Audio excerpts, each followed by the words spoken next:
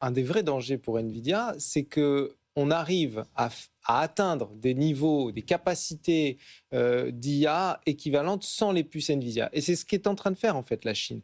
Là, je rentre de Chine d'un voyage en Asie, un voyage d'affaires où j'ai rencontré pas mal d'acteurs qui m'expliquaient, et j'étais assez frappé, et ça m'a remis un peu en question aussi ma perception de notre stratégie française, par exemple avec Mistral.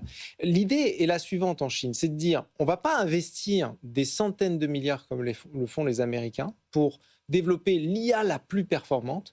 On va peut-être investir 20% de ce qu'ils investissent, mais on va atteindre 80% des résultats et 80% des capacités de l'IA. Parce qu'ils visent une sorte de commoditisation de l'IA. Ils pensent qu'à un moment donné, il va y avoir une sorte d'asymptote, tout le monde va atteindre un certain niveau. Exactement. Et donc, on n'aura plus besoin de ces investissements massifs. Et d'une certaine manière, c'est aussi le pari de Mistral.